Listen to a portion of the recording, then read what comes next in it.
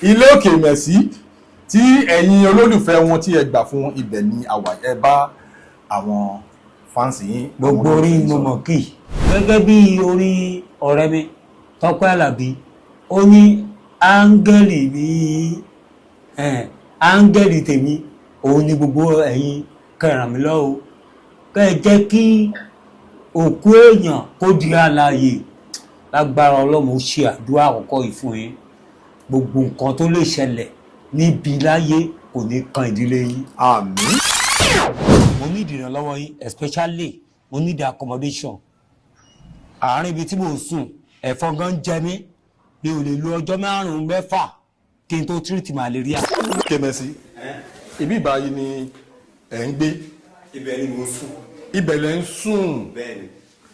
ẹ jẹ́ káwọn ará lè rí ibi tí à ń sọ. ibi ẹ̀rẹ́ o ibi ni o.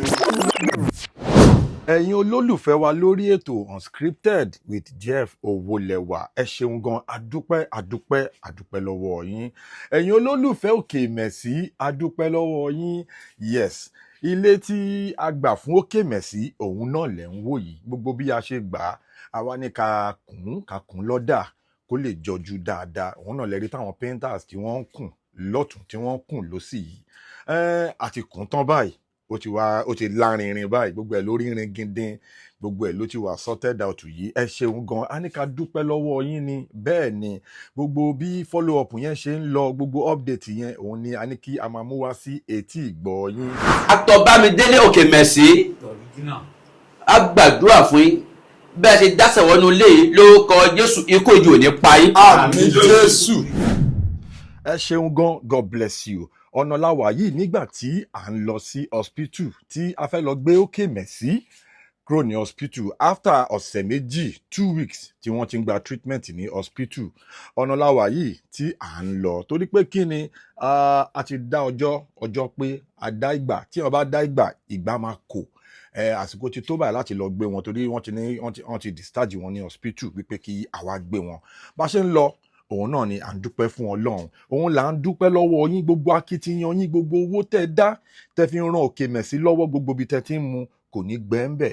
ẹ̀yin tí wà nílé ẹ káàbọ̀ sí orí ètò yín ètò wa Unscripted with Jeff Owólẹ́wà update Òkè Mẹ̀sí òun náà ni a mú wá sí etí ìgbọ́ yín now a ti wà ní hospital báyìí a fẹ́ wá gbé Òkè Mẹ̀sí kúrò ní hospital after 2 weeks of treatment ní hospital Òkè Mẹ̀sí ẹ jẹ́ ká tó fi opportunity kí àwọn ará ilé kẹ́ bá wọn sọ̀rọ̀. ẹ̀yin ará ilé mo mọ̀ dúpẹ́ lọ́rin mo dúpẹ́ àdúrà mo dúpẹ́ ànáwọ́ sí ọpẹ́ yín ó lè tán lẹ́nu mi lágbára Ọlọ́run Òkè Mẹ̀sí tó ti wà ní ipò òkú ẹ̀dẹ̀ sọ padà di alààyè nípa àdúrà àti ànáwọ́ sí ẹ wo ẹ ní rógun àìsàn o àmín ẹ ní fọjọ́ lọ́jọ́ lọ àmín gbogbo bíkíbi tí ẹ bá nọ́kàdé ọ̀run abámi dá ẹ lóhùn àmín ẹ ṣé o mo mọ̀ lóore o ọlọ́pẹ́ mi nìyí o ẹ ṣé gan ẹ ṣé gan ẹ ṣé gan ojoojúmọ́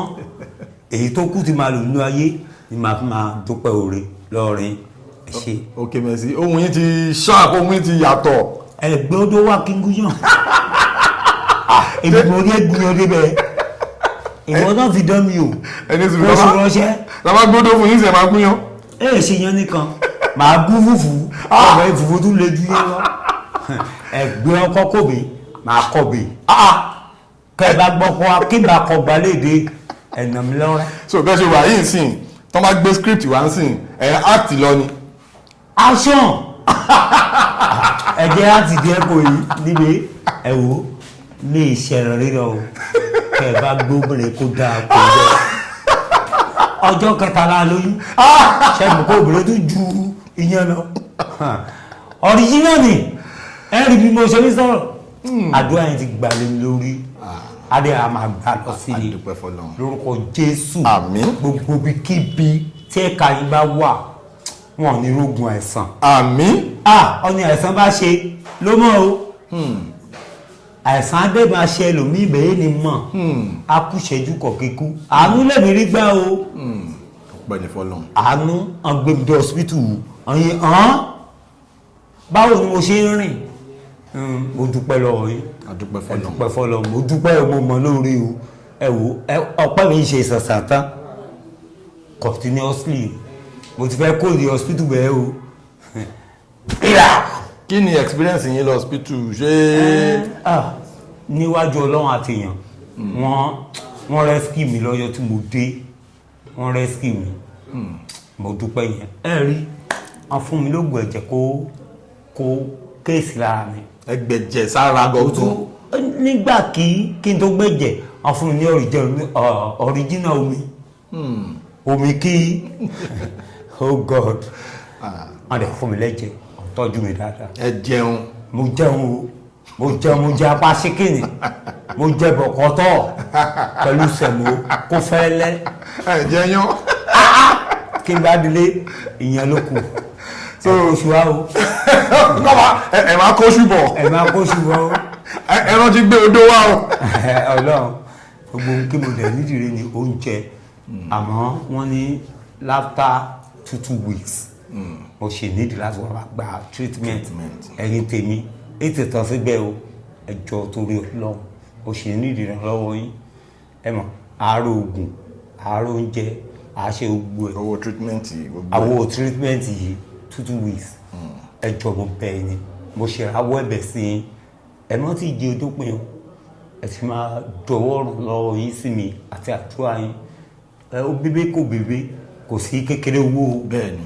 mo ti rẹ́ ni tó jẹ́ pé ibi tí ó fẹ́ràn mi dé ó sẹ́ndì 200 naira mo mọ̀ pé tó bá ní jù bẹ́ẹ̀ lọ á sẹ́ndì jù bẹ́ẹ̀ lọ tó fi lè mú èèyàn out of nothing tó ń gangan wà tó sẹ́ndì 200 naira sí mi ẹ mọ̀ pé nìyẹn gangan òun náà ò ní ní Ọlọ́run adébàbí pèsè mo gbàdúrà mo sọ ẹkú fún pé ẹni tó sẹ́ndì 200 naira sí mi Ọlọ́run bá mi kú fún un tó bá ní jù báyìí lọ á ṣe dára jù báyìí lọ fún mi ẹ ṣé o kò sówó tó kéré o any small thing any big thing àwọnú àwọn àkáǹtì àṣe máa ṣe treatment ẹ ṣé gan.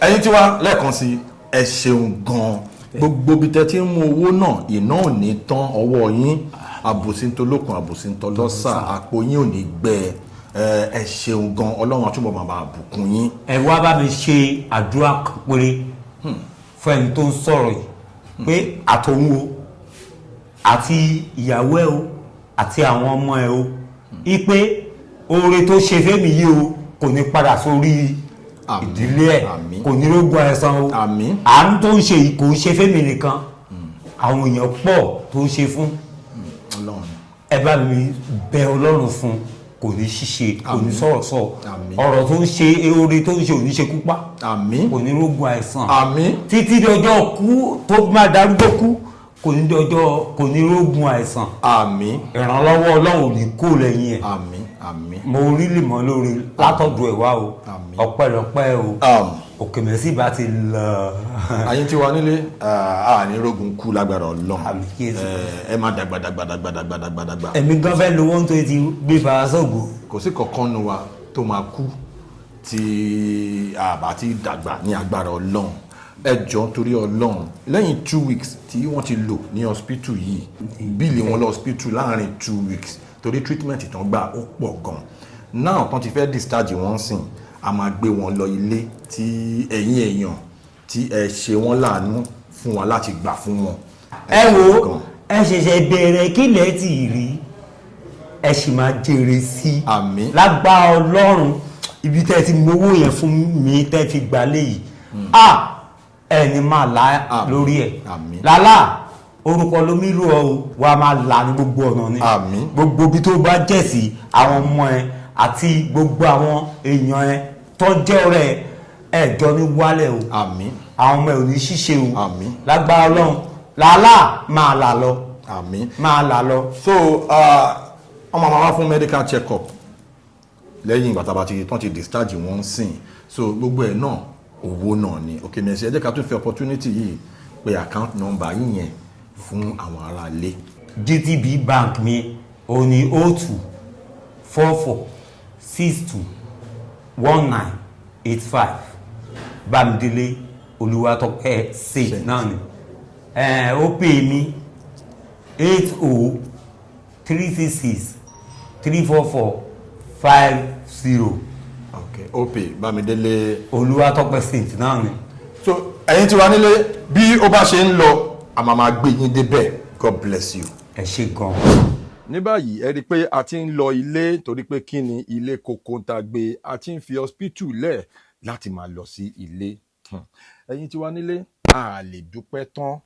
ẹ o God bless you. ok merci ẹ kí àwọn tí yìn. a dúpẹ́ o àmọ́ lórí o ẹ ṣé gan. iṣẹ́ ti rí bẹ́ẹ̀ ẹ̀gbúndókò mi ẹ jẹ́ kí gbìyàn kò rí. ìyàn gbogbo orílẹ̀ jẹ́ pàápàá Mercy is now mighty God. Fojú di nígbà bẹ́ẹ̀ ni mo wà lẹ́nu rẹ̀ bẹ́ẹ̀ o. ó lọ fà. Àdúrà tẹ ìgbà fún mi gbogbo gbà ànáwọ́ sí orúkọ pé bàbá ń bẹ̀ but ó kù ní àwọn Yorùbá sọ pé ìtàn ro ó sì kú o treatment ṣe é sì kú ẹ̀jọ̀ ẹ má ti fi mí lẹ́bàá yọ jẹ́ kí ara tìrì tán gbàgbọ́ lẹ́gbàá àti ìṣe dáadáa. àmín. wà nídìí ọlọ́run ilé sọ nínú ìdílé. àmín. àtẹ̀wọ̀n ní kí mo mọ̀ àtẹ̀wọ̀n ní kí pé mọ̀ àìsàn ní ṣe ìdílé. àmín o. ọlọ́run kó ìjù nípa yìí ẹ ti gbà mí lọ́wọ́ kú bẹ́ẹ̀ ọlọ́run ti gbàdúrà yìí lórí ẹ̀ẹ́dá ti gbẹ́ sọ. mo láìkéde yẹn gan-an náà ó máa ń fún mi ní five oríṣiríṣi. èdè kó ìbò kó gbọ́ kó fún wa ní físà béèrè kwẹ́sọ̀ mọ́ mí mọ́ kó fún wa ní físà olùkù kó ṣe alùpèmí lọ́la ìpẹ́. àmì rẹwà ṣé mo gbà àmì rẹwà. rẹwà kọ́ rẹwà ni ẹ gbìyànjú Ìjẹ̀bú. yàtọ̀ sékìtì. rẹwà ni Ìjẹ̀bú rẹwà ni mo rẹwà yẹn Ìjẹ̀bú ni. original. à ń fún yín ní update lórí ọ̀rọ̀ Òkèmẹ̀sí gbogbo bí a ṣe wà ní hospital then gbogbo bí wọ́n ṣe wà ní hospital tí wọ́n lò 2 weeks ni wọ́n lò ní hospital gbogbo bá ṣe lọ gbé wọn lọ hospital gbogbo bá ṣe wà nínú mọ́tò gbogbo ẹ̀ náà lẹ̀ ti rí. àmọ́ báyìí ilé Òkèmẹ̀sí tí ẹ̀yin olólùfẹ́ wọn tí ẹ gbà fún ibẹ̀ ni àwa ẹ bá àwọn fáǹsì yín. gbogbo orí mo mọ̀ kí ọ̀nìyàn ní eré gẹ́gẹ́ bí orí ọ̀rẹ́ mi Tọ́pẹ́ Àlàbí ó ní áńgẹ́lì mi áńgẹ́lì tèmi òun ni gbogbo ẹ̀yin kẹràn mi lọ́wọ́ kẹ́ ẹ jẹ́ kí òkú èèyàn kó di alààyè lágbára Ọlọ́run ó ṣe àdúrà àkọ́kọ́ yìí fún yín gbogbo nǹkan tó lè ṣẹlẹ̀ níbi láyé kò ní kan ìdílé yín. àmín. àti yèé kó mọ̀ mí rí àtọ́nikẹ́ mọ̀ mí rí kọ́kọ́ rò pé ó yẹ kóun ṣeun bí iye kò mí Ọlọ́run ò ní jẹ́ kẹ́ mọ ọjọ́ ẹkún. àmín. inú mi dùn o ayọ̀ mi kú o ilé kí ẹgbà kò mí ibẹ̀ ni mo kọ̀ wá ilé yìí á tù mí lára. àmín. ẹ jẹ́ ká kọ́ yin Ọlọ́run fún oore tó Ọlọ́run ṣe àti àánú ẹ̀ lórí ayé gbogbo wa pátá àtòrí ọ̀fẹ́ tàfà ọjọ́ òní Ọlọ́run tó ká ayẹ pọ̀ mọ́ alààyè ọkàn Ọlọ́run tí ò jẹ́ ká fọjọ́ lọ́jọ́ lọ Ọlọ́run tí ò jẹ́ ká wẹ́nì kankan ti láàrin wa Ọlọ́run tí ò jẹ́ ká rogun ẹlọ́ra kó sí òjijì so ẹ jẹ́ ká gbéga ní gbogbo ọ̀nà. bẹ́ẹ̀ ṣe bó ṣe ń tù mí lára á tu èyí náà lára. àmín. gbogbo bí tẹ́ ẹ ti contribute fún mi pátá àánú Ọlọ́run ni kó máa tẹ̀lé kiri. àmín. ẹ ní fi irú eléyìí sàn o lágbára Ọlọ́run. àmín. àti ilé àtọ̀nà yín kò ní dàrú. àmín. Actor Bámidélé Òkèmẹ̀sí a gbàdúrà fún yín bẹ́ẹ̀ ṣe dáṣẹ̀ wọnú ilé yìí lórúkọ Jésù ikú òjì ò ní pa yín. àmín Jésù. mo gbàdúrà lórúkọ Bàtọmọ ti Ẹ̀mí Mímọ́ Bíbélì wípé ó ní ẹgbẹ̀dún àfọyọ́ Jerusalem ó ní àwọn tó fẹ́ yóò ṣe eré tó bá jẹ́ bẹ́ẹ̀ a gbàdúrà fún yín papọ̀ Mr. Òkèmẹ̀sí lórúkọ Jésù Kristi inú ilé kò ní gbóná mọ́ yín. àmín Jésù. Mr. Òkèmẹ̀sí lórúkọ Jésù Kristi a gbàdúrà fún yín ẹsẹ̀ ẹ̀ lè fi rin ìwọ́nú ilé yìí wá lórúkọ Jésù Kristi wọn ní gbòkúrí jáde. àmín Jésù. láṣẹ Elédùmarè mo gbàdúrà ó di àṣẹ Bíbélì wípé ó ní ẹ pàṣẹ ti ṣe ọwọ́ ọ̀gbìn náà fìdí ẹ̀ múlẹ̀. mo pàṣẹ ní torúkọ Elédùmarè ní ti ṣe ọwọ́ Elédùmarè láti òní lọ Mr. Okemesi ẹ fi ẹsẹ̀ yín wọnú ilé yìí wá inú ilé tuntun yìí lórúkọ Jésù Kristi inú ilé yìí kò ní gbóná mọ́ yín inú ilé yìí kò ní jẹ́nira fún yín lórúkọ Jésù inú ilé yìí tẹ́ ẹ kó sí Mr. Okemesi lórúkọ Jésù mo gbàdúrà fún yín gbogbo nǹkan tó ẹ tẹ́ máa múlò lórúkọ Jésù ní rere kò ní jẹ́nira fún yín. ìbá ní pé mò ń dúpẹ́ àwọn kan wà ó jẹ́ pé ẹ̀yin fáǹsì mi ẹ máa bá mi máa gbàdúrà fún wọn. ọ̀nìyàn ní làlá o ó ti là kó túbọ̀ máa là sí i ẹ bá mi ṣàdúrà fún Mr. Muideen Ọládàpọ̀ kí gbogbo orí mọ̀ lórí tíátà kó jẹ́ pé òun ló ń ṣoore fún mi wọ́n yí àwọn onítẹ́tà wọ́n yí ara rẹ̀ lọ irọ́ ni o ó wà nínú kan tí ìyá tí ẹjọ́ kọ síra yín ṣẹ́gbọ́ mo dúpẹ́ lórí ẹjọ́ ẹ bá mi gbàdúrà fún wọn ẹ bá mi gbàdúrà fún D. Johnson La Beauty original thank you so much. ọmọ èèyàn ni o La Beauty mo yìn ọ́ mo gbé ọ̀gá gbogbo oore tó ṣe fún mi ìlọ́po lọ́nà mẹ́ẹ̀ẹ́dógún lọ́wọ́ àbá mi fi sọ fún àmín ní dáadáa ni o. Mr. Kúnlé Omíṣọ̀rẹ́ ẹ ṣé gan o. ẹ̀gbọ́n Kúnlé Omíṣọ̀rẹ́ iyì ò ní wálẹ̀ àmín àánú Ọlọ́run ní kò lára yín àmín gbogbo ń tẹ́ bá dáwọ́lé ló máa yọrí sí rere àmín ẹ wo mi ò gbàdúrà fún yín lásán o mo gbà láti inú mi wá ni ọ̀run adẹ́bà mi gbà lé lórí àmín ẹ ní ṣíṣe o ẹ ní ṣubú dànù. Regina Chukwu thank you so much. Regina Chukwu láti ilẹ̀ ọ̀nìyàn ní orí ọtí lókìkí òkìrẹ́ tó àdúgbò lọ àmín lágbára Ọlọ́run àwọn ọmọ tó ń jọ̀ǹda fún ẹ wọn ò ní rógun eléyìí ni àmín wọn ò ní rógun àìsàn àmín Regina Chukwu mo sọ gẹ́gẹ́ bí mo ṣe ń dunnú ní wákàtí o máa dunnú jọjọ kú ni àmín ìwọ àtàwọn ọmọ ẹ ní rógun àìsàn àmín mo dúpẹ́ o mo mọ̀ lóore o. Mr. Okemesi lórúkọ Jésù Kristi a gbàdúrà fún yín ẹsẹ̀ ẹ̀ ń lẹ́ fi rin ìwọ́nú ilé yìí wá lórúkọ Jésù Kristi wọn ní gbòkúrí jáde. àmín Jésù. láṣẹ Elédùmarè mo gbàdúrà ó di àṣẹ Bíbélì wípé ó ní ẹ pàṣẹ ti ṣe ọwọ́ ọ̀gbìn náà fìdí ẹ̀ múlẹ̀ mo pàṣẹ ní torúkọ Elédùmarè ní ti ṣe ọwọ́ Elédùmarè láti òní lọ Mr. Okemesi ẹ fi ẹsẹ̀ yín wọnú ilé yìí wá inú ilé tuntun yìí lórúkọ Jésù Kristi inú ilé yìí kò ní gbóná mọ́ yín inú ilé yìí kò ní jẹ́nira fún yín lórúkọ Jésù inú ilé yìí tẹ́ ẹ kó sí Mr. Okemesi lórúkọ Jésù mo gbàdúrà fún yín gbogbo nǹkan tó ẹ tẹ́ máa múlò lórúkọ Jésù ní rere kò ní jẹ́nira fún yín láti inú bíbá yìí lórúkọ Jésù ibi àyè ńlá àwọn máa tún mú yín lọ síbẹ̀.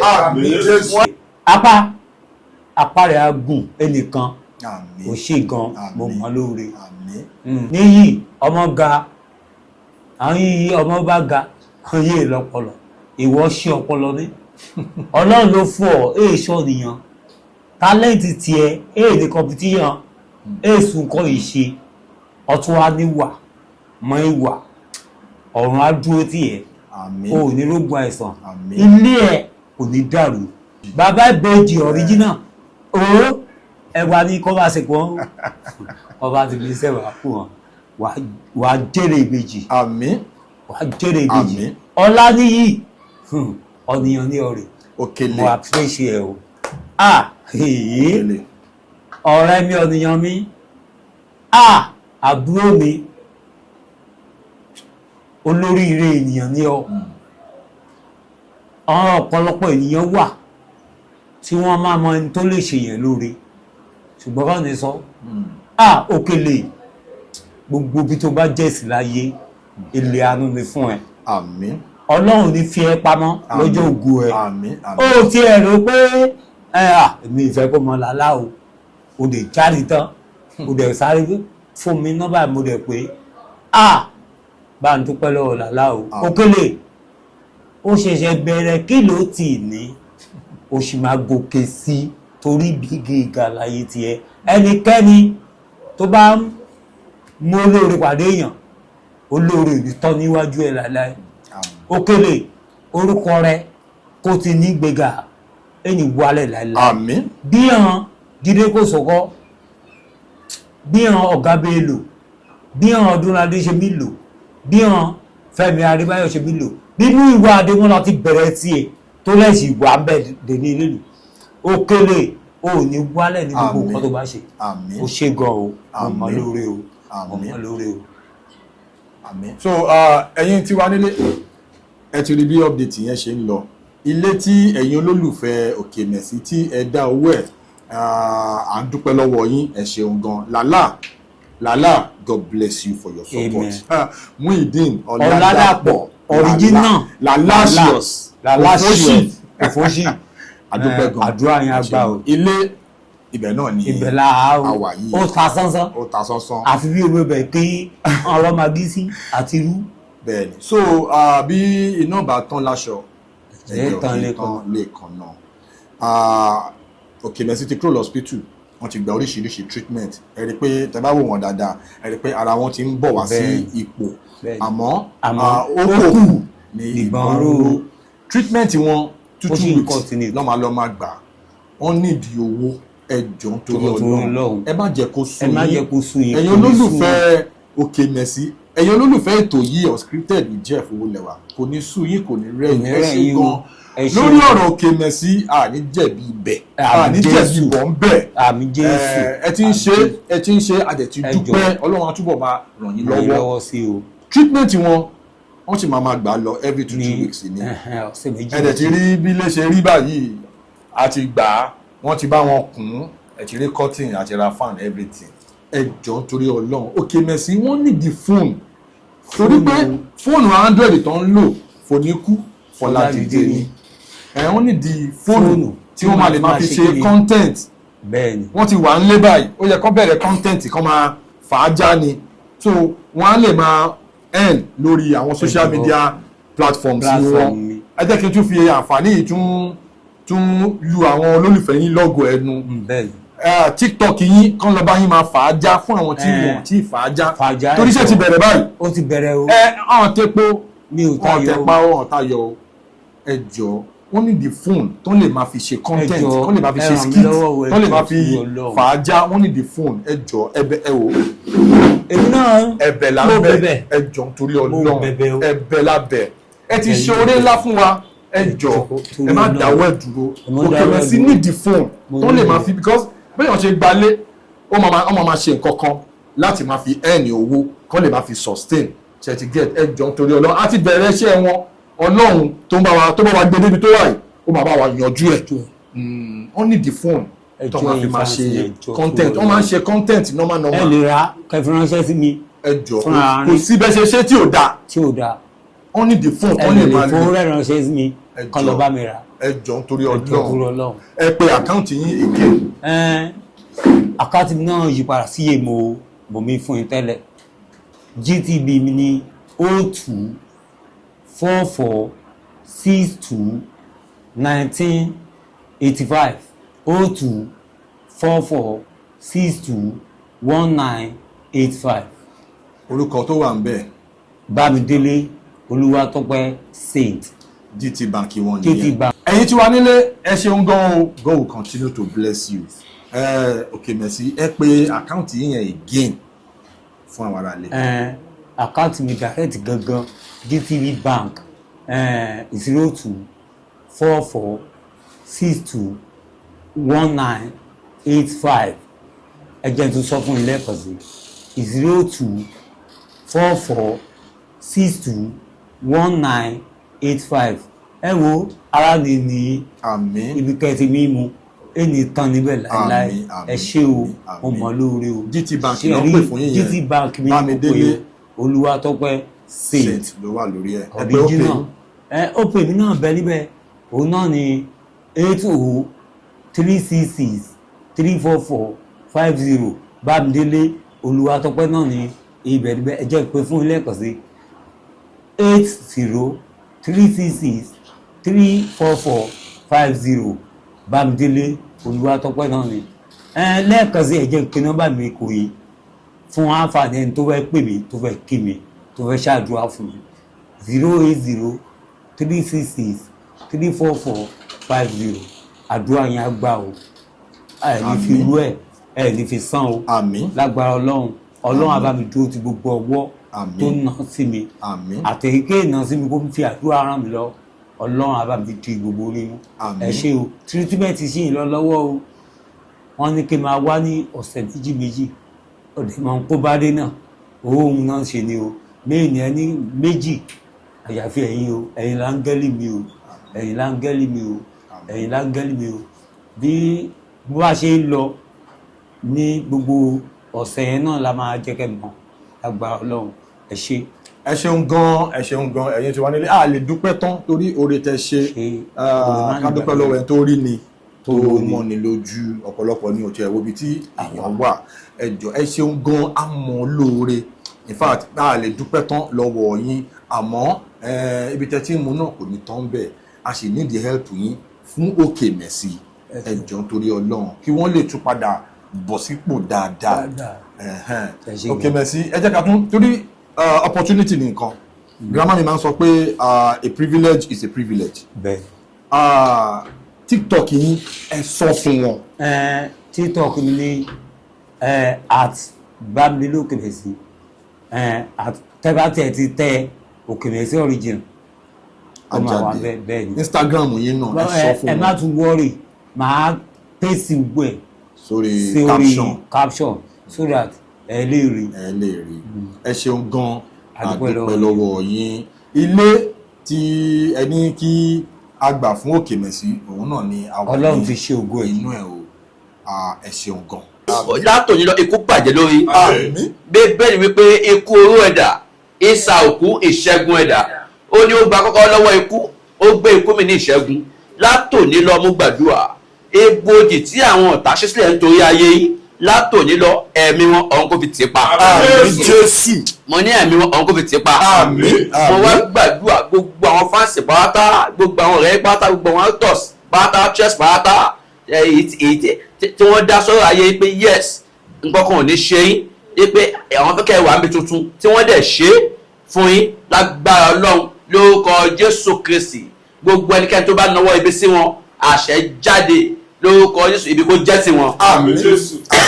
ibi kó jẹ́ ti wọn. àmín Jésù. bíbélì wípé ẹnikẹ́ni tó bá yí òkúta síwájú yóò padà tọ̀ ẹnikẹ́ni tó bá bẹ́ kòtò ibi òun ló máa kó sínú ẹ̀ ó ní àwọn tí wọ́n dẹ àwọn ló máa mú mo pa láṣẹ gbogbo ẹnikẹ́ni tó bá kó fẹ́ẹ́ pápá ìbílẹ̀ fún gbogbo àwọn fáṣẹ pátá gbogbo àwọn ọ̀rẹ́ pátá gbogbo àwọn ọ̀rẹ́ tó jẹ́ actor wọ́n gbàgbà fún yín lórúkọ Jésù Kristi àṣẹ jáde o gbogbo ẹni tó bá náwó ibi sí wọn ibi kó jẹ́ sí wọn. àmín Jésù. ọfà tó bá ta lórúkọ Jésù ó yá àwọn kó dá padà. àmín Jésù. àmín. látòní lọ orí ẹni kankan wọn ò ní gbàbọ̀dé. àmín. mo ní ẹ̀mí máa gùn. àmín. mo sọ bí ìwòdì Ọlọ́run ni mo ní ẹ̀mí máa gùn. àmín. mo sọ bí ìwòdì Ọlọ́run ni mo ní ẹ̀mí máa gùn. àmín. ẹ̀mí máa gùn sẹ́ẹ̀. àmín. mo ní ẹ̀mí máa gùn sẹ́ẹ̀. àmín. gbogbo àwọn alágbára òkùnkùn tó wọ́n pé àwọn fẹ́ rán lára ẹnì kankan yín lágbára Ọlọ́run ó yá ara iná dà ara ikú dà ó yá kó lọ dá wọn lóhùn bẹ́ẹ̀ kó lọ dá wọn lóhùn bẹ́ẹ̀ kó lọ dá wọn lóhùn bẹ́ẹ̀ ipa yóò ní ká yín ọwọ́ yóò ní tẹ̀ yín inú yín á dùn ọkàn yín á balẹ̀ ògùn fọkàn lókè ògùn fọkàn lókè ọ̀gbìn Jésù Olúwa wa. àmín àmín àmín lórúkọ Jésù. ilé yìí ní agbára Ọlọ́run á tù yín lára bẹ́ẹ̀ ṣe dásẹ̀ tẹ inú ilé yìí ògo tuntun ni. àfi bí AC. ó ń tutù everything tó bá ti fẹ́ sí ẹ̀ díẹ̀ wẹ́rẹ́wẹ́rẹ́ tó bá ti jẹun òun gbé oògùn tó wà ní yóò sí. so ẹ̀yin tí wà nílé ẹ ṣáà ti rí bí ó ṣe ń lọ ọpẹ́ ò kì í pọ̀ jù ọpẹ́ ò kì í pọ̀ jù inú mi dẹ̀ dùn pé Ọlọ́run ti bá wa gbédé level tí Ọlọ́run bá wa gbédé yìí nípa ìrànlọ́wọ́ àwọn olólùfẹ́ yín ẹ ṣeun gan o ẹ ṣeun gan a lè dúpẹ́ tán. ọpẹ́ mi ní gbogbo ìgbà ni o méje dúpẹ́ tán o ẹ ṣáà máa fi àdúrà yín àti ọlá yín ẹ máa túbọ̀ fi ràn mí lọ́wọ́ kò ní sú yín kò ní rẹ̀ yín agara burúkú ò ní dá yín àmín lágbára Ọlọ́run ẹ̀yin àti Àmín. ìdílé yín Àmín. orin ọpẹ́ ẹ máa kọ. àmín Jésù tẹ́ bá mọ̀ bínú mi ṣe mi gbá ẹ̀ṣẹ̀ nípa pé kí n kàn máa ṣàdúrà pọ̀ Ọlọ́run mo dúpẹ́ lọ́rin ẹni tàbá gbọ́dọ̀ wáyé máa gúnyán fún wa o original níbi tí mo wà yìí o level tí mo wà yìí o ẹ wo ẹgbẹ́ Oòduà ìyẹn gan wù mí jẹ ajé kó bá dẹ̀ jẹ́ pé àmàlà kó dáa ni tí n bá mú orógùn afẹ́lẹ́ bíi tí mi Ọlọ́run afẹ́lẹ́ bíi tí mi kò sí wàhálà ẹ ṣé gan. ẹ ṣeun gan ẹ̀yin tí wá ẹ ṣe gan Gan ni. àdúpẹ́ ẹ jọ̀ọ́ o kò ní sú yín kò ní rẹ̀ yín ó ṣe mi lọ o. ó sì ń lọ wọ́n nídìí fóònù wọn ò Ó dáa nídìí fóònù. wọ́n nídìí Kò dáa. fóònù kan lè máa lò Ọlọ́run. fi ya kọ́ńtẹ́ǹtì tí wọ́n á lè máa fi Ọlọ́run. sórí socials Èmi náà lè- wọn mi ò ní máa yọ ẹ lẹ́nu ní gbogbo ní gbà gbogbo gbà màá lè máa rí ẹ̀yin fáǹsì mi bá sọ̀rọ̀ dáadáa lórí TikTok lórí Instagram náà màá sẹ́ndì gbogbo ẹ̀ sí. ẹ jọ̀ọ́ nítorí Ọlọ́run ẹ ṣàánú Ọlọ́run bẹ̀.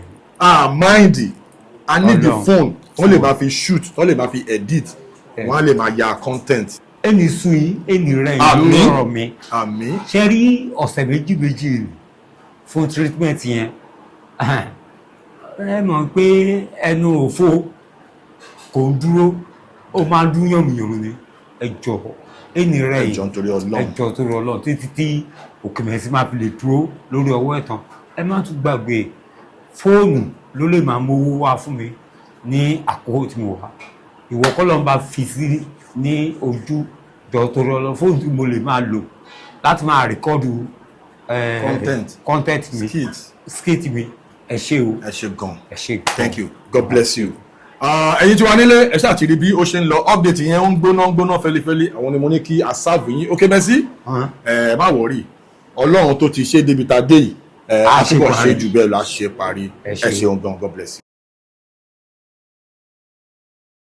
ẹ̀yin tí wà nílé ẹ káàbọ̀ padà sí orí ètò unscripted with Jeff Owólẹ́wà náà ni nǹkan kì í sí ẹsẹ̀ ràgó pásítọ̀ àwọn ni wọ́n wà ní orí ìjókòó yìí kí a tó wọnú agbami ètò pẹ̀lú pásítọ̀ ẹ kí àwọn aráalé kí ẹ dárúkọ yín fún wọn lẹ́kùnrẹ́rẹ́. Praise the Lord. hallelujah. Orúkọ mi ni Prophet Sakios Adesanwo Ṣáńkó Jésù. So gbogbo ẹ̀yin tí ẹ ń wo ètò yìí àgbàdo lágbára Ọlọ́run ojú yín ò ní fọ́. àmín Jésù. Agbára Elédùmarè ẹ̀ẹ́dẹ̀ ní fọjọ́ lọ́jọ́ lọ. àmín Ọdún Jésù. yìí ọdún àdó máa jẹ́ fún gbogbo yín pátá. àmín. Gbogbo ní fún ọkọ̀ lókè ọ̀run. Jésù. hallelujah àmín àmín lórúkọ Jésù. torí bàtẹ́ délẹ̀ kan à ń sọ ọ̀rọ̀ ẹ ń sọ bí ẹ ṣe feel nígbà tẹ́ kọ́kọ́ rí fídíò Òkèmẹsì báwo lẹ ṣe feel nígbà tẹ́ kọ́kọ́ rí fídíò yẹn.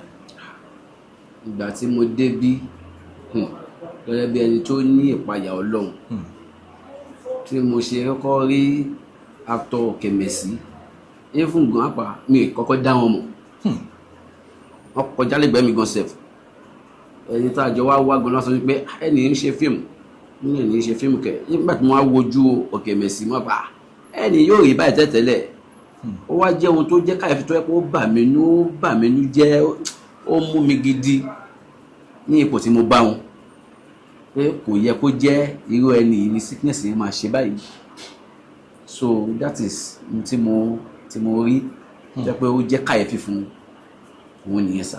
àwọn nǹkan wo lẹ lè sọ fún wa nípa ìṣẹ̀lẹ̀ tó ṣẹlẹ̀ sí wọn ẹ̀yin náà ti gbọ́ bí gbogbo ẹ ṣe lọ àwọn nǹkan wo ìgbìyànjú àwọn ọ̀rọ̀ wo lẹ lè sọ fún wa gẹ́gẹ́ bí èèyàn lọ́n nípa ọfà àti àwọn ìṣòro bẹ́ẹ̀ yẹn ṣẹ̀dá. ohun tó ṣẹlẹ̀ ni wípé ṣe gbogbo àwọn òṣèré pátá òun ni ọ̀rọ̀ ìfẹ́ lọ sọ́dọ̀ ẹ̀ jù níwọ̀n ẹni tó ń ṣe òṣèré náà àwọn náà máa ń kíyèsára nípa ìkíyèsára ẹlòmíì òun ló ń jẹ́ kí ọfà wọlé nípa ìkíyèsára òun ló ń fà á tí ọfà máa fi ń wọlé sẹ́lómi lára oríṣiríṣi ọfà ló dẹ̀ wà pàápàá jùlọ ṣẹ́yà tá à ń ṣe fíìmù yìí ọ̀pọ̀lọpọ̀ inú wa ó bí nǹkan pé kóun ṣe fíìmù kóun fi rí owó kó di star ó pín sóríṣiríṣi ọ̀nà ọ̀tọ̀ ni pé mo fẹ́ ní iṣẹ́ mi ni mo fẹ́ ṣe kí n fi ní owó kí n fi di star káwọn èèyàn mọ̀ mí ọ̀tọ̀ ni pé kéèyàn kíyèsára lórí nǹkan téèyàn ń ṣe yẹn nípa ìkíyèsára ẹ̀ òun lélẹ́yìí ẹ̀pẹ́ nínú fíìmù tó ń ṣe fíìmù ọ̀pọ̀lọpọ̀ ẹlòmíì máa ń ṣe fíìmù àwọn àjẹ́ bẹ́ẹ̀ni ọ̀pọ̀lọpọ̀ ẹlòmíì tó bá ṣe fíìmù àwọn àjẹ́ yẹn tán òun á kàn bí gbé pé òun heart I'm a good actor later nígbà tí ó mọ̀ tó ti gbàgbé àwọn tó wà ní agbára òkùnkùn ṣàpẹ́ bíbélì sọ pé kì í ṣe ènìyàn ẹlẹ́ran là ń bá ìjàkadì ó ní bí kò ṣe àwọn alágbára nínú òkùnkùn nínú afẹ́fẹ́ nínú igi inú omi ìtumọ̀ ẹni wípé àwọn bad spirits là ń bá ìjàkadì so ìtumọ̀ ẹ̀ nìyẹn tá a bá ṣe ń ṣe àwọn fíìmù yẹn inú a máa bí wọn pé wọ́n ń tú àṣírí àwọn so láti ibẹ̀ wọ́n á máa tọpinpin ọ̀nà wo la fẹ́ gbà wọnú ayé ẹni yìí láti lè fi dá àgọ́ ara ẹ̀ lágara òun lè fi rí ọ̀pọ̀lọpọ̀ ẹ̀jẹ̀ kí n tó wá lálẹ́ ìdára fún wa tí ọ̀fà bá ti wọlé tán tí èèyàn bá máa kú ó máa fi nǹkan kẹ́wọ́ ni o ó máa fi nǹkan kẹ́wọ́ kò sí ọgbọ́n ó máa fi nǹkan kẹ́wọ́ ọ̀pọ̀lọpọ̀ ẹlòmíì wà tó pé ọ̀fà wà lágọ̀ọ́ ara ẹ̀ báyìí ó kàn lè bọ́ta láti ẹnu ìnáwó lé báyìí kó lè fẹsẹ̀ kọ́ wọ́n ní ó lè fẹsẹ̀ kọ́ ní o kíní kan ní o àbọ̀ ọ̀fà ti wà lára ẹ̀ tó wọ́n mọ̀ ẹlòmíì wà nínú fíìmù tẹ́ ń ṣe yẹn ẹlòmíì oúnjẹ tẹ́lòmíì ń jẹ oúnjẹ tó ń jẹ ọ̀pọ̀lọpọ̀ ẹlòmíì ló wà ń bẹ̀ tó jẹ́ pé wọ́n ń wò báyìí jẹ́ pé wọ́n dẹ̀ ti fojú sínú oúnjẹ yẹn báyìí wọ́n ti fojú ta oúnjẹ yẹn lọ́fà. téèyàn máa jẹun bẹ́ẹ̀ ni wọ́n lè ta ọfà sínú oúnjẹ yẹn láti inú ojú báyìí wọ́n á fi ta oúnjẹ yẹn lọ́fà bọ̀ lójú ọ̀pọ̀lọpọ̀ ni pé fíìmù lẹ́pọ̀lọpọ̀ ẹlòmíì ṣe lẹ́yìn ìgbà tó bá ti wáyé tó ti gbàgbé pé òun nǹkan báyìí òun ṣe àbọ̀ọ̀nù yìí a wá bẹ̀rẹ̀ iṣẹ́ ọfà yín ṣẹ̀ṣẹ̀ máa bẹ̀rẹ̀ iṣẹ́ ọfà bọ́fà ṣe máa ń ṣe lágbo ara ọfà máa ń jẹ ẹran ara díẹ̀díẹ̀ ni ó máa ń jẹ ìfun díẹ̀díẹ̀ ọ̀hún pé ìtumọ̀ ni pé tó bá ti ń pín èèyàn láti inú agbára òkùnkùn àbọ̀ọ̀nù yìí òun lá máa dàbí pé òun rẹ̀ ẹni yẹn tó ṣe rẹ̀ ẹni yẹn máa weak strength kò ní sí gbogbo a máa lọ ṣùgbọ́n tó bá fẹ́ jẹ́ pé àwọn ọfà yẹn tó máa ń pè ní ọfà tó máa ń pààyàn díẹ̀díẹ̀ ọfà tó máa ń pààyàn díẹ̀díẹ̀ mo ti rí arábìnrin kan rí arábìnrin yẹn àwọn ta lọ́fà ni mo wá sọ fún ọkọ ẹ̀ mo ní ẹ má gbé lọ sí ìlú nígbà tó ń gbé lọ sí ìlú tó tún máa gbé padà orí bẹ́ẹ̀dì báyìí náà tẹ̀ sí tambolo oúnjẹ náà jáde báyìí ẹnu ẹ̀ báyìí tambolo jáde báyìí imú ẹ̀ tambolo jáde báyìí tó ẹ̀pọ̀lọpọ̀ lómi náà máa gbọ́ pé nǹkan báyìí má ṣe nípa ìgbọràn ló máa kẹ́lò máa wò pé ẹgbẹ́ tọ́jú bá ti ní owó máa ń di ọ̀pọ̀lọpọ̀ létí a wò pé no kò sí kankan I'm okay no problem I have my money owó yàtọ̀ téèyàn bá wà láyé lèèyàn rówó ná téèyàn bá wà láyé lèèyàn máa ná àlàáfíà téèyàn bá wà láyé èèyàn máa lè ṣe àwọn nǹkan àmì tó yẹ kéèyàn ṣe ọfà tá à ń sọ ń pa yìí ó kún sórí ṣíṣe ọ̀nà oríṣiríṣi ni gbé máa ń gbé ń sọ ẹlòmílẹ̀ báyìí nínú fíìmù ẹlòmílẹ̀ ní ẹ̀yìn ìyá jẹ ní olórí burúkú ní ẹ̀yìn ìyá jẹ ẹlòmíì dẹ́rù wà tó jẹ́ pé ní gbígbọ́ tó ń gbọ́ kínní yẹn ẹni lè má jájẹ o bọ́ ẹlòmíì tó jẹ́ pé ó gbọ́ kínní tó jẹ́ pé ó wà nínú ẹgbẹ́ òkùnkùn òun ló máa gbọ́ ẹ̀yìn sórí ọfà tó máa ń dìyàn létí. ọfà máa ń dìyàn létí. bẹ́ẹ̀ ni ọfà máa ń dìyàn létí ó máa ń dìyàn létí pa. tẹ́niyàn ní gbọ́ràn náà. kò ní gbọ́ kankan tí gẹ́gẹ́ bí advice ni pé nǹkan báyìí ni kò lọ ṣe kò ní gbọ́. kò ní gbọ́ advice. bẹ́ẹ̀ ni spiritually o máa deaf. bẹ́ẹ̀ ni kò ní gbọ́ kì í ṣòun. iṣẹ́ tí ọfà ń ṣe lóríṣiríṣi ó pọ̀ ní àgọ́ ara so èdè ẹ̀ǹdẹ̀ ọfà náà ni pé ikú. ẹ sọ contact yín fún àwọn ará ilé torí ẹlòmíì ó ṣeé ṣe kí ó máa go through àwọn nǹkan tí ẹ kà á lẹ́yìn báwo ló ṣe lè contact yín ẹ sọ fún àwọn ará ilé. anybody tí ó bá fẹ́ contact mi lórí aago fún ìdí kan àti èmi bóyá ó wà lórí ìdùbúlẹ̀ àìsàn àbí bóyá nǹkan kan ń ṣe ẹ́ lágọ̀ọ́ ara orí aago tó lè pè mí sí lélẹ̀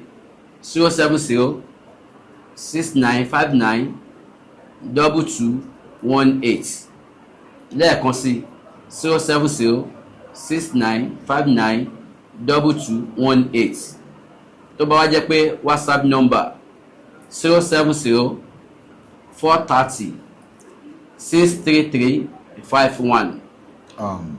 Pastor ẹ jọ̀ọ́ kẹ́ tó lọ ẹ bá wa gbàdúrà fún ètò yìí Unscripted with Jeff apá kan ẹ máa bá gbàdúrà fún àwọn olólùfẹ́ wa tí wọ́n dìde nígbà tí a kọ́kọ́ gbé Òkèmẹ̀sí wá sórí ètò ẹ máa tún wá gbàdúrà fún gbogbo àwọn olólùfẹ́ Òkèmẹ̀sí náà ẹ ṣẹ̀ṣẹ̀ máa wá gbàdúrà fún àwọn colleagues wa ní industry ká má rí òkú òkú ọmọdé mọ́ ní industry then àwọn tó support Òkèmẹ̀sí náà bàbá gbàdúrà then kẹtù bá wa ya kàfọ opportunity yẹn tún ya ilé yìí sí mímọ́. tí àkókò ìgbàdúrà fún ẹ̀yin olólùfẹ́ Unscripted with Jeff Owólẹ́wà bọ́n ṣe ń wo àwọn videos wa bẹ́ẹ̀ ṣe ń wo gbogbo àwọn videos ni o ton comment ton share ton like ton follow ton subscribe ẹ ṣé gan lágbára Ọlọ́run lórúkọ Jésù gbogbo tẹ́ bá ti ń dáwọ́ yín dé a máa yọrí sí rere àmín àmín Jésù lórúkọ Jésù mo gbàdúrà fún yín gbogbo ẹ̀yin olólùfẹ́ ètò yìí lórúkọ Jésù Kristi owó ò ní tán lọ́wọ́ yín àmín Jésù lágbára Ọlọ́run ọwọ́ yín méjèèjì tẹ́ fi ń like tẹ́ fi ń share tẹ́ fi ń subscribe tẹ́ fi ń follow ọwọ́ yín ẹ lè fi gbókùn ọmọ sí. àmín lágbára Elédùmarè ojú tẹ́ fi ń wò kò ní fọ́. àmín ojú tẹ́ fi ń wò kò ní fọ́. àmín lágbára Ọlọ́run etí yín ò ní di. àmín iye yín ò ní ra. àmín lágbára Ọlọ́run ọfà tó máa ń sọ̀rọ̀ dòkú nígbà tó ti gbéyàn sínú kòtò ọfà yẹn kò ní báyìí. àmín Jésù mo ní kò ní báyìí lórúkọ Jésù. àmín lágbára Ọlọ́run ọba o. mo wá fi àkókò ìgbàdúrà fún gbogbo àwọn tó jẹ́ fáǹsì Òkèmẹ̀sí tí wọ́n dìde tí ẹ dìde gbogbo ẹ̀yin olólùfẹ́ Òkèmẹ̀sí tẹ́ ẹ dìde fún ìrànlọ́wọ́ tẹ́ ẹ dẹ̀ sọ́pọ́tì wọn tán fi wà ní ilé tuntun yìí àti fún àlàáfíà lágbára wọn lágbára Ọlọ́run lórúkọ Jésù Kristi ayé ò ní dá àgọ́ ara yín lágara àmín lágbára Elédùmarè lórúkọ Jésù orí gbogbo yín ò ní gbàbọ̀dé àmín lágbára Elédùmarè mú gbàdúrà fún yín torí pé ẹ fẹ́ ìmúláradá fún wọn ni ẹ fẹ́ kí ayé wọn kó dá padà Bíbélì wípé ẹ gbàdúrà fún Jerusalem náà tó ń fẹ́ yóò ṣe eré ìtumọ̀ ènìyàn lágbára Ọlọ́run ẹ ní ṣàárẹ̀ àmín lágbára Ọlọ́run ẹ ní ṣàárẹ̀ àmín ayé ò ní dẹ́milégbodò àmín lágbára Ọlọ́run láìpẹ́ ọjọ́ ẹ ní fọjọ́ ọjọ́ lọ àmín lórúkọ ọba tọmọ tí ẹ̀mí mímọ́ mo gbàdúrà fún yín ọfà tó máa ń ṣẹ̀yàn lórí tògótògó ọfà yẹn ò ní báyìí kò ní bá àwọn ọmọ yín àmín lórúkọ Jésù ẹ ní dira dáadáa àmín mo gbàdúrà lórúkọ ọba tọmọ tí ẹ̀mí mímọ́ ayé ò ní jẹun ara yín àmín mo ní ayé ò ní jẹun ara yín àmín mo gbàdúrà fún yín sà lórúkọ Jésù mo gbàdúrà fún yín ipa yóò ní ka yín àmín ẹ máa mọ̀ ọ́ ṣe àmín ojú ò ní tì yín àmín àṣírí yóò ní tú àmín lágbára ayé ò ní já yín sí òòrùn àmín láṣẹ Elédùmarè bẹ́ẹ̀ lórí kò yí padà àmín ògo ni fọ́kànlá lókè ọ̀run àmín Jésù Olúwa wa. àmín àmín àmín lórúkọ Jésù ẹ tún bá wa gbàdúrà fún La Beauty ìkan lára àwọn òṣèré wa ni tó wà ní òkè òkun àti gbogbo àti àwọn colleagues wa àwọn Adéníyì Johnson bàbá àbèjì apá wọ́n pọ̀ nínú industry tí wọ́n dìde ẹ bá wa gbàdúrà fún gbogbo wọn àtàdárúkọ àtàwọn táwọn rántí dárúkọ lórí ètò ẹ bá wa gbàdúrà fún wọn tó dìde f'Òkèmẹ̀sí. gẹ́gẹ́ bí bẹ́ẹ̀ sọ àti plánà kan tèmi náà wípé mo máa gbàdúrà fún gbogbo wọn pátá gẹ́gẹ́ bí fídíò tí mo fi wọ̀nyí lórí fóònù mi pé Olúwa rán mi sí gbogbo wọn tó ń ṣe fíìmù àwọn tó ń kọrin àwọn tó ń ṣe kọ́mẹ́dì gospel music fuji and film mo gbàdúrà lórúkọ Jésù Kristi ikú àìtọ́jọ́ o mo bá ẹ sọ̀rọ̀ lórúkọ Jésù lórí gbogbo àwọn èèyàn pátá àṣẹ jáde ó yá sagbára nù. àmín àmín àmín. ma ale sata ale kwatsalia elerute eduvia atọtọmedu ọsọsọ ọ̀dọ̀ viata gbogbo ẹnikẹ́ni tó bá nù ata ilọ́fà ikú lórúkọ Jésù àti irú ẹni bẹ́ẹ̀ àtọ́fàyẹ́dà ó yá kan lànà. àmín àmín. La Beauty means La Beauty mo gbàdúrà fún gbogbo yín papọ̀ Mr. Lala láṣẹ Elédùmarè ẹ ti dìde o ọfà yóò ní já yín bọ́. àmín Jésù. ọ̀rẹ́ Mr. Lala mo gbàdúrà fún yín Bíbélì pé ó ní ẹnikẹ́ni tó bá ṣàánú ó ní yóò rí àánú gbà látòní lọ lórúkọ Jésù àánú Ọlọ́run ó yá kórè kókò lórí yín. àmín àmín Jésù. gbogbo ẹ̀yin tí mi ò lè dárúkọ tẹ́ wà nínú industry tẹ́ ń ṣe fíìmù mo gbàdúrà fún yín pátá ẹ̀ ń ṣe fíìmù ni o ẹ̀ ń ṣe kọ́mẹ́dì ni o ẹ̀ ń kọrin ni o ẹ̀ ń ṣe anything mo gbàdúrà lórúkọ bá tọmọ tí ẹ̀mí mímọ́ láṣẹ Elédùmarè nínú ọdún yìí ikú àìtọ́jọ́ ó yá ọ̀run dájú lórí ayé. àmín Jésù. lórúkọ Jésù mo gbàdúrà ikú òjijì ọ̀run dájú lórí ayé. àmín àmín. látòní lọ ẹ ní bá wọn fọjọ́ lọ́jọ́ lọ. àmín àmín. látòní lọ ẹ ní bá wọn fọjọ́ lọ́jọ́ lọ. àmín Jésù. látòní lọ ẹ ní bá wọn fọjọ́ lọ́jọ́ lọ. àmín àmín. ayé ò ní dẹ́mi légbodò. àmín. mo gbàdúrà fún yín lórúkọ Jésù Kristi ẹ sì sáṣọ kò tí ì gbẹ lórúkọ bá tọmọ tí ẹ̀mí mímọ́ ẹ gbọ́ látòní lọ ilẹ̀ mo bá ẹ sọ̀rọ̀ lórúkọ Jésù torí pé alẹ́ nìlórúkọ tí wọ́n ilẹ̀ ń jẹ́ ilẹ̀ ò ní mẹ̀jẹ̀ lórúkọ Jésù àmín Jésù. ilẹ̀ ò ní jẹ́ ara lórúkọ Jésù àmín Jésù. látòní lọ mo gbàdúrà fún yín mà á lè kó àtà àdúmí tètè alẹ́ ọgọ́tọ̀ ọ̀dọ̀fíàtà àlùmíkìndá adásà àdàfáàlì kìtà àrùwádàlíà látòní lọ lórúkọ Jésù ẹ ní kúkọ̀ wọ̀wọ́ àmín Jésù. ẹ ní kúkọ̀ wọ̀wọ́ àmín. lórúkọ Jésù ayé ò ní ṣẹ́ ògbé lórí kòrókòdó àmín mo gbàdúrà gbogbo làálàá yín lórúkọ Jésù kò ní já sófo àmín Mr. Lala lórúkọ Jésù ẹ ní sọmọnù àmín. ẹ ní gbọ́mọgbìn àmín. ọwọ́ tẹ fi ń ṣoore fáwọn èèyàn lórúkọ Jésù ẹ ní fi gbọ́mọgbìn àmín. mo gbàdúrà òkè lẹ́wà ẹ ní jábọ́ àmín. mo ní lórúkọ Jésù ẹ ní jábọ́ àmín. àtọ̀rẹ́ yín lórúkọ Jésù ẹ ní jábọ́ àmín. látòní lọ lórúkọ Jésù Kristi mo gbàdúrà gbogbo ibi tó ń bẹnu ọdún yìí gbogbo ẹ tẹ́ ẹ ṣe fíìmù pátá gbogbo ibi tó ń bẹnu ọdún yìí kò ní yálé yín àmín. mo ní kò ní yálé yín àmín Jésù. mo ní kò ní yálé yín àmín. mo ní kò ní yálé yín àmín. mo ní kò ní yálé yín àmín. mo ní kò ní yálé yín àmín. lágbára Ọlọ́run lórúkọ Jésù Kristi mo gbàdúrà fún yín agogo ikú kò ní dún lé yín àmín. mo ní agogo ikú kò ní dún lé yín àmín. látòní lọ lórúkọ Jésù Kristi gbogbo ipá wá Mr. Lala ni o apá ni o Adéníyì Johnson La Beauty. La Beauty àti gbogbo àwọn fans everybody fans bá tó dìde fún Òkè Mẹ́sì lórúkọ bá tọmọ tí ẹ̀mí mímọ́ ẹ̀ ní fọjọ́ ọjọ́ lọ àmín Jésù. ẹ̀ ní fọjọ́ ọjọ́ lọ àmín Jésù. lórúkọ Jésù Kristi ọfà ìnira kò ní báyìí àmín Jésù. ọfà ìnira kò ní báyìí àmín Jésù. láṣẹ bàbá tọmọ tí ẹ̀mí mímọ́ ẹ máa mókè sí àmín. ẹ ní wálẹ̀ àmín. ẹ máa mókè sí ẹ ní wálẹ̀ àmín. gbogbo ẹni bá ní pé kẹ́ ẹ jábọ́ lórúkọ Jésù Kristi ẹ̀mí wọn ó yá ọ̀hún kó fi rọ́pò fún yín àmín. lágbára Ọlọ́run lágbára Elédùmarè mi ò ní wá ẹ̀ tì àmín. mi ò ní wá ẹ̀ tì àmín. mi ò ní wá ẹ̀ tì àmín. ó dá ikú òjijì lórí gbogbo àwọn tó ń ṣe fíìmù ẹ̀yàn ó yẹ dá dúró àmín. Ọlọ́run májẹ̀mú màádà lẹ́sà adúkìtà rúnayà sàdábàlíà Bíbélì wípé ikú oró ẹ̀dà ìsà òkú ìṣẹ́gun ẹ̀dà onígbà ń kọ́ lọ́wọ́ ikú gbé ikú mi ní ìṣẹ́gun lórúkọ Jésù mo pa láṣẹ ìsà òkú tí Sátánì ṣe sílẹ̀ nítorí mi gbogbo ẹ̀yin tẹ́ ń ṣe fíìmù látòní lọ mo gbàdúrà Sátánì àtàwọn ọmọ ogun ẹ̀ ó yá ọ̀hún kó fẹ̀mí wọn di àmín. mo ní ọ̀hún fẹ̀mí wọn di àmín Jésù. ọ̀hún fẹ̀mí wọn di àmín Jésù. lágbára Ọlọ́run lórúkọ Jésù Kristi ẹ̀ ní kú àmín. mo ní ẹ̀ ní kú àmín. ọ̀hún dáwọ́ ẹkú dúró àmín. ọ̀hún dáwọ́ ẹkú dúró àmín. gbogbo wọn tó wá ti kú yẹn lórúkọ Jésù ọ̀hún tẹ́ wọn sáré fẹ́ rí àmín Jésù. ọ̀hún tẹ́ wọn sáré fẹ́ rí àmín Jésù. lágbára àtúwá gbàdúrà sí ilé ilé ẹ̀kọ́ sí lórúkọ Jésù ilé ó máa tù wọ́n lára àmín o. Mr. Òkè Mẹ́sì ilé máa tù wọ́n lára àmín. lágbára Ọlọ́run àmín. ọwọ́ ilé tuntun báyìí ògo tuntun kó bẹ̀ sí fọ̀hún jáde àmín. àmín. ilẹ̀kùn tuntun kó bẹ̀ sí ṣí àmín.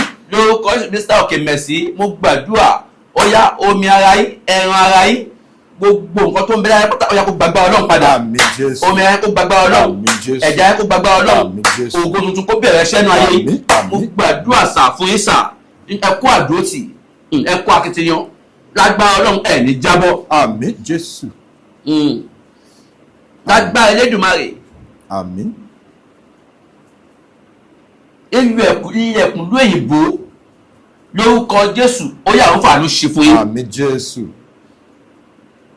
nínú ọdún yìí bẹ́ẹ̀ ni ohun tí mò ń rí wájú yín nìyẹn sà nínú ọdún yìí láṣẹ Elédùmarè ilẹ̀kùn lóyìnbó yẹn ọ̀run fàánú ṣe fún yín àmín Jésù. àwọn kan ń lọ ẹ máa lọ sí lọ́dún yìí. àmín Jésù. láṣẹ Elédùmarè ọ̀run fàṣẹ sí. àmín Jésù. àtẹ̀yìn àti ìyàwó yín lórúkọ ẹ̀mí máa gùn lọ́jọ́ alẹ́ yìí. àmín Jésù. ẹ̀mí á gùn lọ́jọ́ alẹ́. àmín Jésù. ọ̀hún ní fi èèyàn kan pé èèyàn kan lu yín lórúkọ Jésù. àmín Jésù. lágbára Elédùmarè mú gbàdúrà láṣẹ abatọmọ tí ẹ̀mí mímọ́.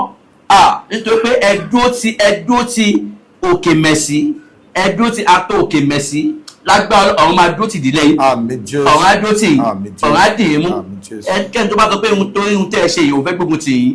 àwọn áńgẹ́lì pèmí ó yá kán gbógun tì yín. àmín Jésù. àwọn áńgẹ́lì pèmí kán gbógun tì yín. àmín. gbogbo wọn tó wá ran Mr. atọ òkè mẹ̀sí lọ́wọ́ tá a bá gbogbo ẹnikẹ́ni tó kò fẹ́ gbógun tì wọ́n lórúkọ Jésù Kristi ó yá ilẹ̀ kó jẹ ara wọn. àmín. lágbára Ọlọ́run ipa yóò lè ka ògbó yín. àmín. èrò yẹn á lọ́jọ́ alẹ́ sà. àmín. lágbára Ọlọ́run ọkùnrin á balẹ̀. àmín. ọkùnrin á balẹ̀. àmín. ẹ máa rí owó fi ṣayé yín. àmín. ẹ rí ọlá fi lùgbà. àmín. ẹ ní jábọ̀ òjijì o. àmín Jésù. okùn ẹ̀mí ò ní já. àmín.